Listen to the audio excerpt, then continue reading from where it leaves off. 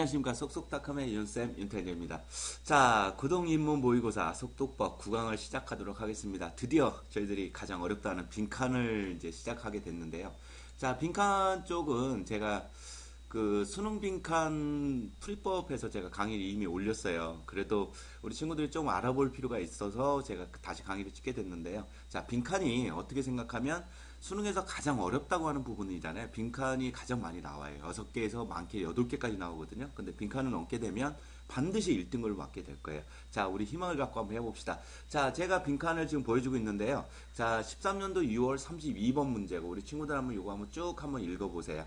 어떤가? 자, 제가 수능 빈칸 완성 그 풀이법에서 제가 5개의 방법을 가르쳐 줬습니다. 첫 번째가 스키밍이라고 되어 있죠. 대충 훑어보기부터 시작해서 5번째 라인 바이 라인 기법까지 들어가 있어요. 중간에 보면 가답짓기라는 게 있거든요. 그러면 우리 친구들이 스키밍하고 가답짓기하고 그 다음에 라인 바이 라인까지만 신경을 쓰시면 됩니다. 한번 쭉 한번 읽어보세요. 제가 이론을 바로 보여드리도록 하겠습니다. 자, 다음 장입니다. 자, 이론이 이렇게 나와 있는데 보니까 빈칸 채우기 속독 문제 풀이법 이렇게 돼 있어요. 자, 전제나 예제나 결론으로 이루어졌다. 이건 기본 구조다 이렇게 해놨죠. premise, example, conclusion의 형태를 취하고 있다. example은 2개 내지 3개 정도가 나올 것이고, 그럼 문제 유형으로 보면 전제에 빈칸이 있는 경우가 있고 예제에 빈칸이 있는 경우 있고 결론에 빈칸이 있는 경우가 있다. 이렇게 돼 있어요. 자, 1번 보니까 전제에 빈칸이 있는 경우는 맨 밑에가 정답이 있을 확률이 90% 이상이다. 또는 바로 밑에 예제가 있는 경우는 빈칸을 설명하는 말이다. 말이 난해하죠. 자, 2번 빈칸에 예제에 빈칸이 있는 경우에는 다음 예문이 바로 정답을 주는 요소이다. 즉 무슨 얘기냐면 예제 1번에 빈칸이 있다면 2번 쪽이나 전제 쪽이나 결론 쪽에서 반드시 한 번, 2번, 3번 이렇게 쳐줘요. 우리 친구들 무슨 말인지 지금 이해 잘 안 되고 있죠? 괜찮습니다. 다음 장에 제가 설명을 드릴게요. 예제 빈칸은 앞뒤에 위치하는 형사 표현이 정답을 주는 요소이다. 이 말이 굉장히 중요한데요. 무슨 말이냐면 빈칸에 있는 말들은요. 앞뒤 쪽에서 파라프리징을 한다는 얘기예요. 예를 들어 레스토랑 말이 있으면 브레이크라는 단어가 있다는 거예요. 제가 이미 답을 가르쳐 드렸네요. 이게 바로 파라프리징 기술이거든요. take time off 그러면 시간을 떨어뜨리는 시간을 가져라. 휴식 시간을 가져라는 얘기거든요. 그럼 결국에는 빈칸을 중심으로 해서 앞뒤 문장이 반드시 키워드를 주는 문장이 있다. 이 정도까지만 알고 계시면 돼요. 자, 그 다음에 결론에 3번에 가면 결론에 빈칸이 있는 경우는 1번과 동일하다. 맞습니다.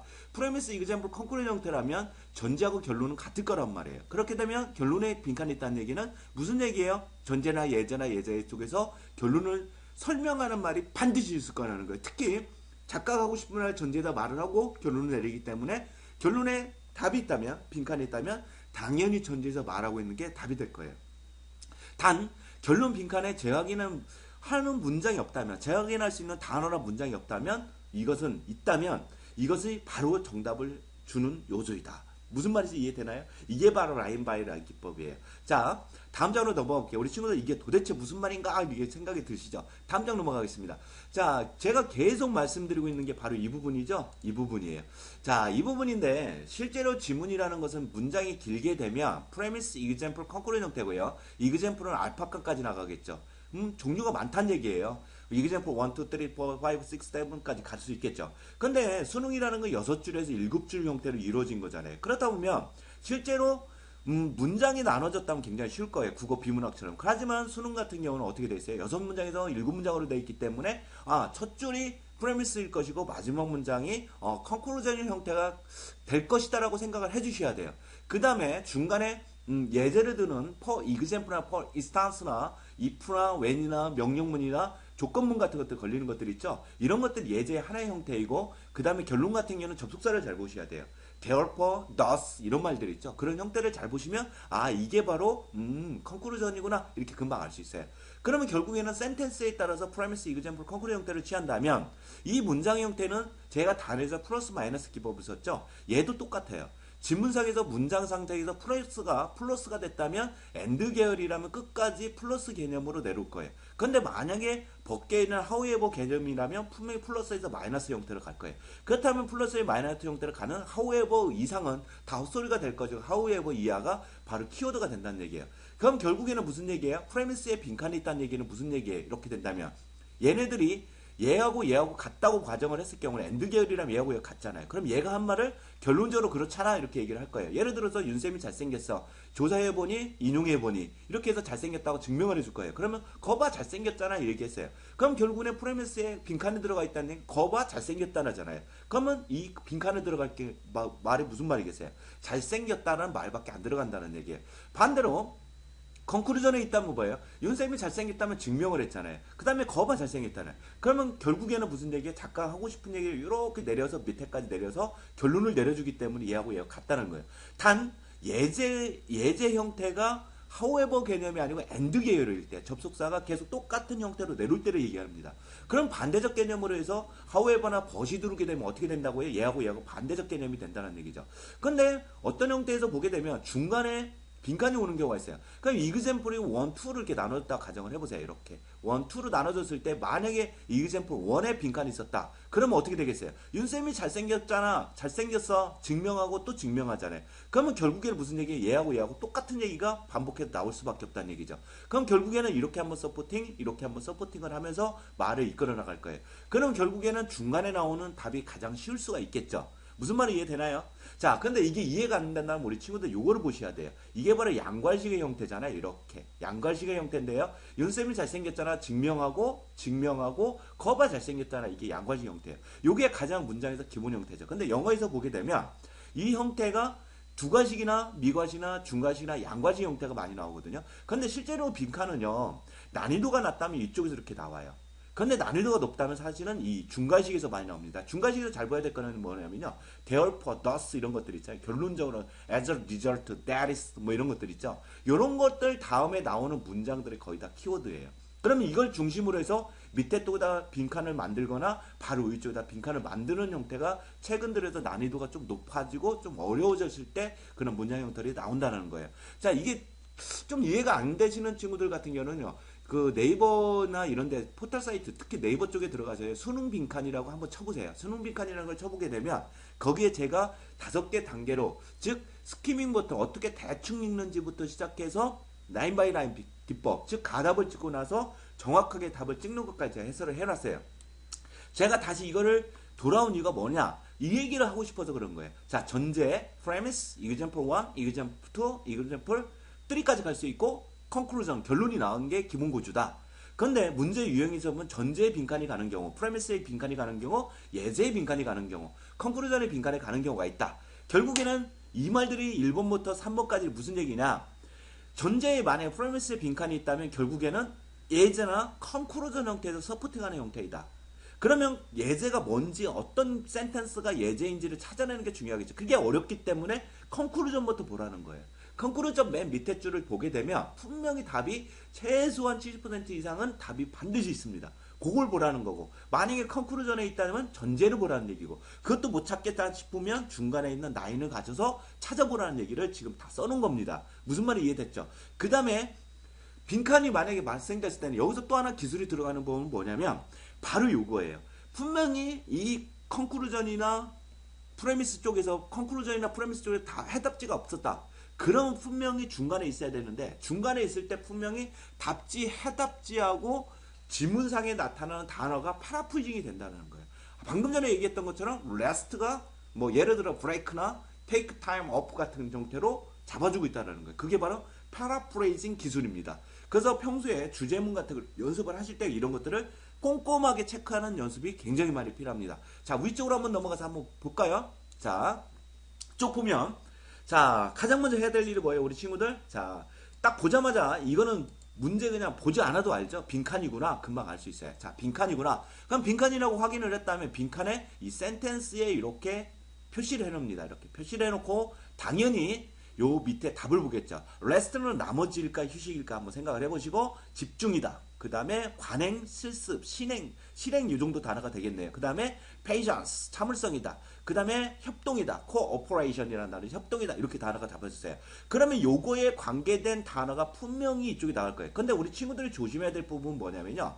빈칸이라는 건 유형이 A 유형과 B 유형이 있어요. 무슨 얘기냐? A 유형 같은 경우는 이 전체적인 내용을 한 단어로, 정말로 한 단어로 딱 요약해서 답을 물어보는 문제가 하나는지 두 문제가 나오고요. 그 다음에 풀이를 해주는 경우가 있어요. 무슨 얘기냐면 너저분하게 이렇게 말을 이 단어를 너저분하게 해설하는 게 있습니다.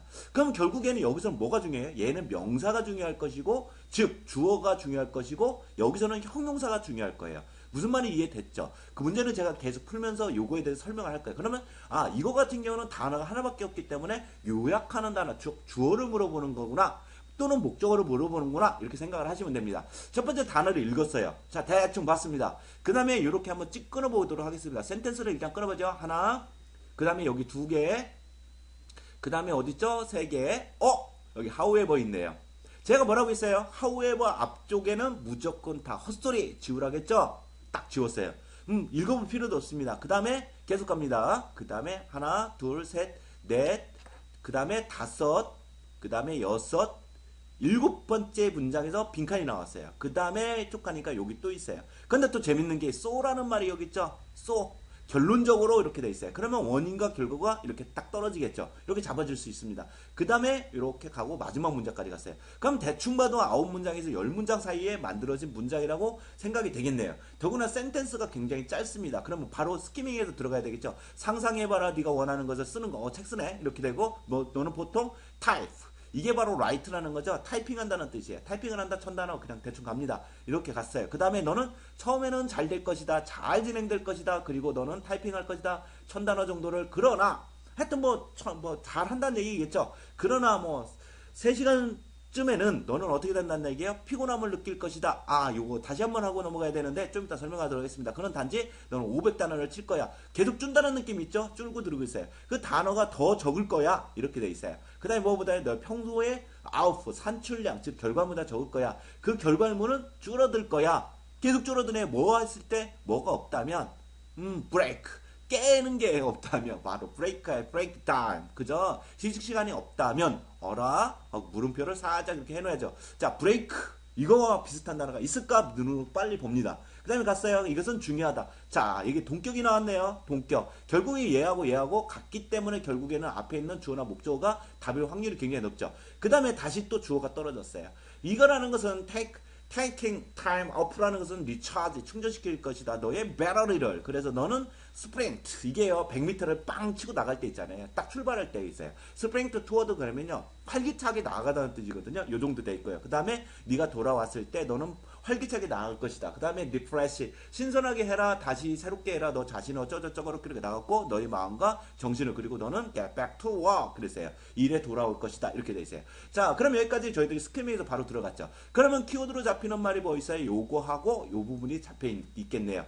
자, 그러면 결국에는 뭐냐? however를 중심으로 해서 요 부분이 프레미스가 될 것이고 so 결론적으로 요 부분이 바로 뭐가 될 거라요? 여기서부터 여기까지가 바로 컨크루전이 될 것입니다. 왜 그러냐면 이 명령문 자체가 이렇게 나와 있고 그 다음에 이런 것들은 필요 없는 문장이죠. 리프레시나 리뉴어 이런 것들은 필요 없는 말들이에요. 그럼 결국엔 뭔 해라. 물론 해답지에서는 이런 부분들이 굉장히 중요하겠죠. 해답지 상태에서 이거를 확인을 하고 별말 없네라면 이걸 지우고 나서 다음 문장으로 바로 넘어갈 필요가 있습니다. 우리 저번에 돌아갔을 때 너는 치고 나갈 수 있을 거야. 그러면 결론이 나왔잖아요. 그럼 원인을 잡아줘야 되겠죠. 그러면 뭐 한다는 것은 충전할 것이다 이렇게 돼 있어요. 그러면 결국엔 take time off라는 단어하고 break하고 두 번 키워드를 한 번, 두 번까지 주면서 이 문제를 끌어내고 있는 거예요. 자, 우리 친구들 답 찾으셨나요?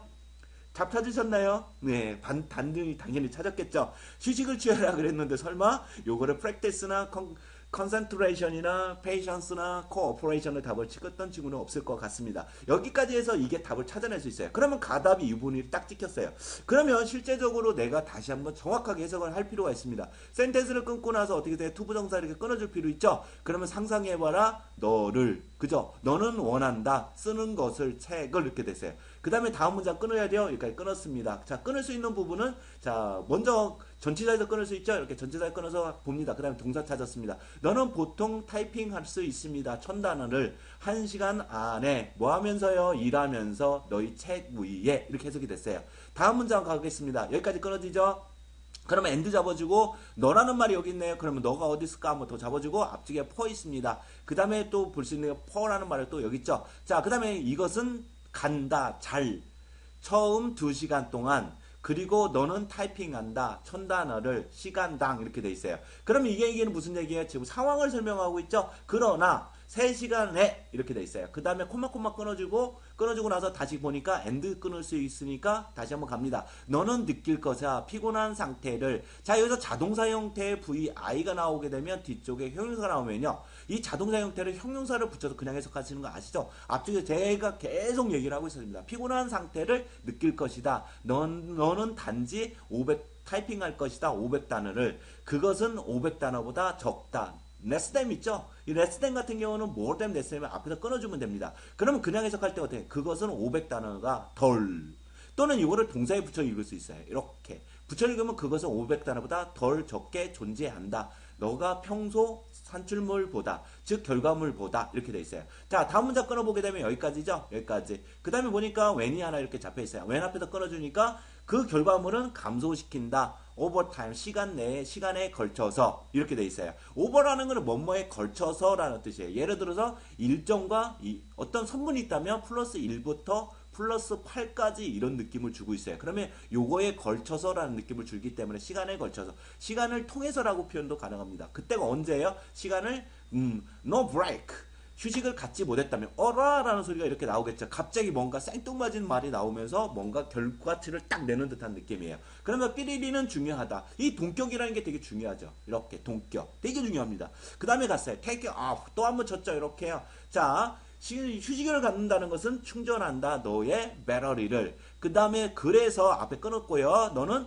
spring toward, 빵 튀지지 나아갈 것이다. 뭔가 이렇게 펑, 미사일 같은 뻥 폭발한 듯한 느낌이에요. 그러면 활기차게 나아갈 것이다. 네가 뭐 했을 때, 돌아왔을 때, 뭐 하는데, 일하는 데예요. 그 다음에 신선하게, 상쾌하게 해라. 그 다음에 새롭게 해라. 너 자신을. 자, 요거 부분은 뭘까? 똑같은 거 다시 한번 설명해주는 부분이죠. 너 스스로는 뭐냐? 너의 body, 육체다. 너의 마음이다. 너의 정신이다. 땡! 그러고 나서 get back, 돌아가라는 얘기죠. 어디까지? 일하는 데까지. 이렇게 해석이 가능해졌습니다.